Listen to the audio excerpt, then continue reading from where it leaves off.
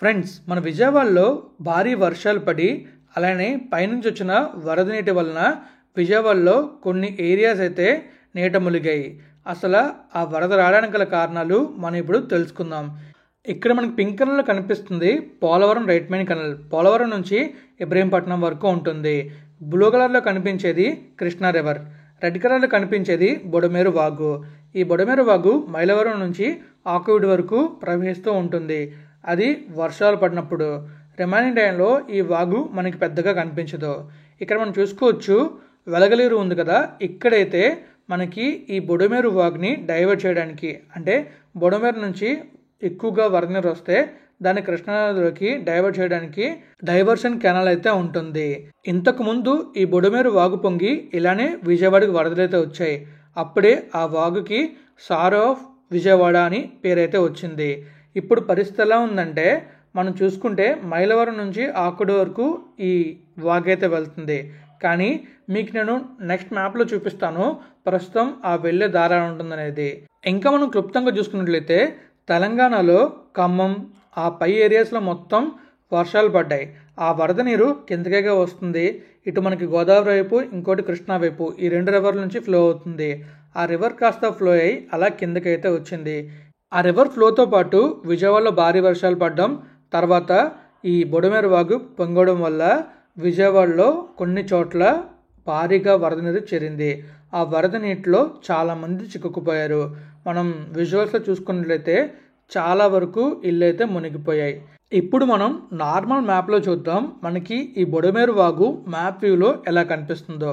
ఇక్కడ మనం చూసుకున్నట్లయితే ఇది మన గూగుల్ మ్యాప్స్. ఈ గూగుల్ మ్యాప్స్లో మనకు అన్నీ ఆల్మోస్ట్ కనిపిస్తాయి. ఇక్కడ మనం చూసుకుంటే విజయవాడ ఉంది. విజయవాడ కొంచెం పైన మనకి పోలవరం రైట్ మెయిన్ కెనాల్ ఉంది. సో ఈ కెనాల్ ఎలా వెళ్తుంది అనేది మనకు క్లారిటీ అయితే ఉంది. ఇప్పుడు ఈ బొడమేరు వాగు ఎలా వెళ్తుందో చూద్దాం. ఇక్కడ మనం చూసుకున్నట్లయితే వెలగలేరు దగ్గర అసలు ఆ వాగు ఎలా వస్తుందో కూడా మనకైతే కనిపించట్లేదు. ఇక్కడ ఎక్కడ కూడా ఈ వాటర్ బాడీ ఎలా వెళ్తుందన్న విషయం మనకు తెలుస్తుందా?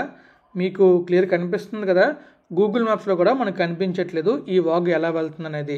ఆ ప్లేస్కి వెళ్ళి మనం చూస్తే తప్ప ఈ వాగు ఎలా వెళ్తుంది అనేది మనకైతే తెలియదు. సో విజయవాడ ఊర్లోంచి ఈ వాగు అయితే వెళ్తుంది. అందువల్ల విజయవాడలో కొన్ని ఏరియాస్ అయితే నీట మునిగాయి.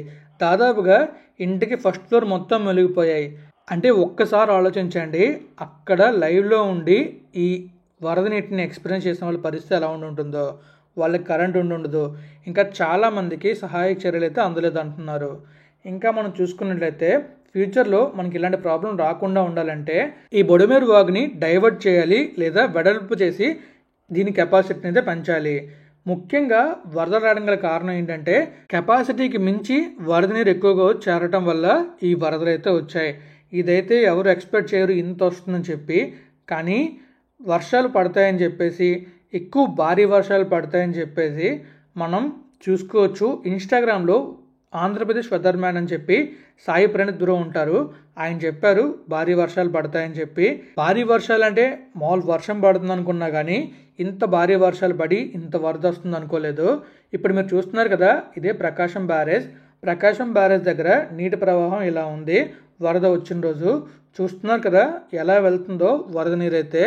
విజయవాడలో నేను చాలా వీడియోస్ చేశాను. ఇన్ఫ్యాక్ట్ చెప్పాలంటే నా ఫస్ట్ 1 lakh వీడియో విజయవాడ నుంచి వచ్చింది. దానికి నాకు చాలా సంతోషం అనిపించింది. కానీ ఇప్పుడు విజయవాడని చూస్తుంటే చాలా బాధగా అనిపిస్తుంది. చూస్తున్నారు కదా నదీ ప్రవాహం ఎలా ఉందో. వరద నీటితో ఈ నదీ ప్రవాహం ఎలా వస్తుంది. ఇంకా చాలామంది ఇబ్బంది పడుతున్నారు, ఫుడ్ కోసం ఇబ్బంది పడుతున్నారు, నీటి కోసం ఇబ్బంది పడుతున్నారు. కానీ ఇలాంటి సమయంలో కూడా కొంతమంది వాలంటీర్స్గా వెళ్ళి హెల్ప్ చేస్తున్నారు. వాళ్ళలో ప్రతి ఒక్కరికి చాలా థ్యాంక్స్.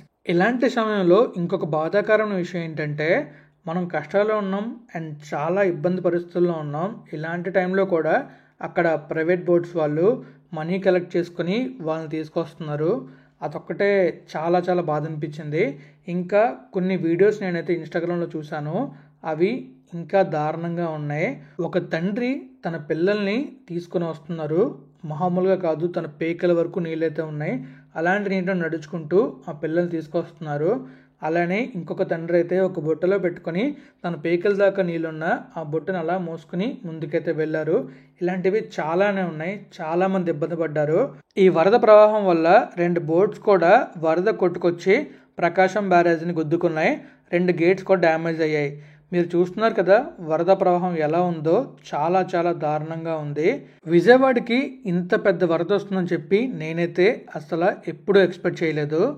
మీరు చూస్తున్నారు కదా వరద ప్రవాహం ఎలా ఉందో. మనం చూసుకున్నట్లయితే బ్రిడ్జ్ ఆల్మోస్ట్ అంటుకుంటుంది, వాటర్ వెళ్ళి చిన్న గ్యాపే ఉంది. ఆ గ్యాప్లోంచి ఇంకా వాటర్ పైకి వెళ్ళిందంటే బ్రిడ్జ్ లోపల కూడా వాటర్ వెళ్ళిపోతాయి. ఇంకా ట్రైన్స్ అవి కూడా చాలా క్యాన్సిల్ అయ్యాయి. ప్రస్తుతం విజయవాడలో వరద నీరు అయితే తగ్గుతూ వస్తుంది. మళ్ళీ 5-6 తారీఖుల్లో భారీ వర్షాలు ఉన్నాయని చెప్పి కొంతమంది చెప్తున్నారు. సో అందరూ జాగ్రత్తగా ఉండండి విజయవాడలో ఉన్న వాళ్ళందరూ. ఓన్లీ మన విజయవాడలోనే కాదు, అటు ఇబ్రహీంపట్నంలో కూడా ఫుల్గా వరదలు అయితే వచ్చాయి. ఆ వరదలు రావడం గల కారణం కూడా ఈ బొడిమేర వాగే అయ్యుండొచ్చు, లేదా పైనుంచి వచ్చిన కృష్ణా రివర్లో వాటర్ ఫ్లో అయ్యుండొచ్చు. మీరు చూసుకున్నట్లయితే ఇబ్రహీంపట్నం దగ్గర మన పోలవరం రైట్ కెనాల్ అలానే కృష్ణా నది కలుస్తాయి. అయితే ఇప్పుడు ఈ బొడిమేర వాగు నుంచి వచ్చిన నీరు అలానే ఆ పైనుంచి వచ్చిన నీరు ఎక్కువగా ఉండడం వల్ల అండ్ ఎక్కువ వర్షపాతం నమోదవడం వల్ల ఇబ్రహీంపట్నం కూడా మునిగింది. ఇక్కడ మనం చూసుకున్నట్లయితే వాటర్ ఫ్లో చాలా ఎక్కువగా ఉంది. మీరు చూస్తున్నారు కదా, ఇదే ఇంత దారుణంగా ఉందంటే కొత్తగా కన్స్ట్రక్ట్ చేస్తున్న మన కృష్ణానదిపై భారీ వంతెన ఉంది కదా, అది ఎలా ఉందో చూడాలి. ఇంకా ఇక్కడ చూస్తున్నారు కదా ఎలా వెళ్తుందో వాటర్ అయితే. ఇంకా రోడ్డు పైన చాలా కష్టంగా వెళ్తున్నారు. మొత్తం వరద నీరు రావడం వల్ల రోడ్డు మొత్తం బురద బురదగా వెళ్ళింది. ఇది మనం అమరావతి వెళ్తాం కదా ఆ రోడ్డు, ఆ పక్కన మొత్తం మనకి వాటర్తో నిండిపోయింది. ఇదైతే మనకి మంతెన సత్యనారాయణ ప్రకృతి ఆశ్రమము. ఇది కూడా నీట మునిగింది. అంతా కాదు, కింద ఫ్లోర్లో వాటర్ అయితే వచ్చాయి. చూశారు కదా ఈ రైట్ సైడ్లో వాటర్ కనిపిస్తుంది. ఇలా వాటర్ అయితే వచ్చింది. వీళ్ళందరినీ కూడా బయటకైతే తీసుకొచ్చారు. ఇంకా మనం చూసుకోవచ్చు అక్కడ మనకైతే వాటర్ లెవెల్ కింద కనిపిస్తుంది. మన అందరం తెలుసుకోవాల్సిన విషయం ఒకటే, మనం కష్టాల్లో ఉన్నప్పుడు మనకి మనమే హెల్ప్ చేసుకోవాలి. ఇంకా మనం ప్రాబ్లంలో ఉన్నప్పుడు మనకి ఎవరో హెల్ప్ చేస్తారని చూడకుండా మన ప్రయత్నం చేసి మనం బయటికి రావడం చాలా మంచిది. ఎందుకంటే మీరు బాగా అబ్జర్వ్ చేయొచ్చు, వరద నీటి నుంచి బయటకు వచ్చిన ప్రతి ఒక్కరు చెప్పేదల్లా ఒకటే, మాకు హెల్ప్ చేయడానికి ఎవరు రాలేదు, మాకు మేముగానే వచ్చామని చెప్పి. సో దీన్ని బట్టి మనకు అర్థమైందల్లా ఒకటే, మనల్ని మనమే కాపాడుకోవాలి. అలానే మీకున్న సమయాన్ని సద్వినియోగం చేసుకోండి.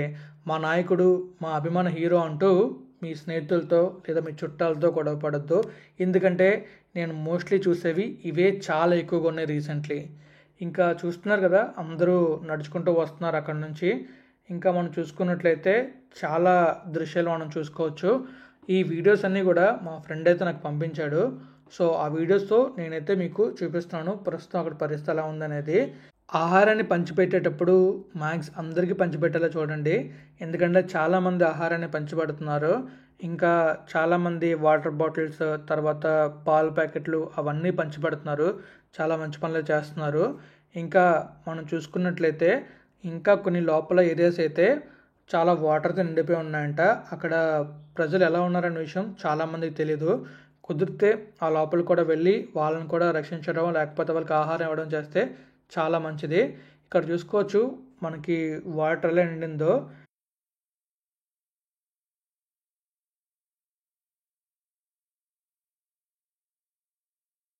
ఇక్కడ మనం చూసుకున్నట్లయితే మన మోకాళ్ళ వరకు ఇంకా నడుము వరకు నీళ్ళైతే వచ్చాయి. చూస్తున్నారు కదా బాటిల్ సాయంతో కొంతమంది లోపలికి అయితే వెళ్తున్నారు. ఇంకా చుట్టూ చూసుకోవచ్చు ఇక్కడ వాటర్ లెవెల్ కొంచెం తక్కువ ఉంది. అలా ముందుకు వెళ్తే వాటర్ లెవెల్ అయితే పెరిగింది. ఇంకా ప్రస్తుతం మరి ఇప్పుడు అక్కడ ఎలా ఉందనేది మనకు క్లారిటీగా తెలియదు. అండ్ రేపు ఎల్లుండి వర్షాలు పడే ఛాన్స్ అయితే ఉన్నాయి. సో ప్లీజ్ జాగ్రత్తగా ఉండండి. ఇంకా చూస్తున్నారు కదా అక్కడ మొత్తం మనకి మిగిలిన దృశ్యాలు కనబడుతున్నాయి నీరుతో. ఇంకా ఈ బ్రిడ్జ్ పైన చాలామంది అయితే ఉన్నారు. ఇంకా ఆహారాన్ని కూడా పంచిపెడుతున్నారు కొన్ని చోట్ల. మీకు ఆహారం దొరికితే మిగిలిన వాళ్ళకి కూడా పంచిపెట్టండి. అలానే ఆహారాన్ని మాత్రం వృధా చేయొద్దు. కొన్ని చోట్ల ఆహారం అయితే వృధా అవుతుంది. అది కూడా మనం ఈ ఇన్స్టాగ్రామ్ వాటిలోనో చూస్తున్నాం. ప్రస్తుతం మనం ఇన్స్టాగ్రామ్లోనో లేకపోతే ఫేస్బుక్లోనో ట్విట్టర్లోనో చూసేవన్నీ నిజాలు కాదు. కొంతమంది కొన్ని రకాలుగా చేసే అవకాశం అయితే ఉంది. సో చూసిన ప్రతిదీ నమ్మద్దు. నిజమేదో అబద్ధమేదో తెలుసుకో. మనకెందుకు టైం వేస్ట్ అనుకుంటే హ్యాపీగా నీ పనులు చేసుకుంటూ పో. ఇదే సింపుల్. హ్యాపీగా ఉంటాం. ఇంకా ప్రస్తుతం అయితే అక్కడ సహాయక చర్యలు జరుగుతూ ఉన్నాయి.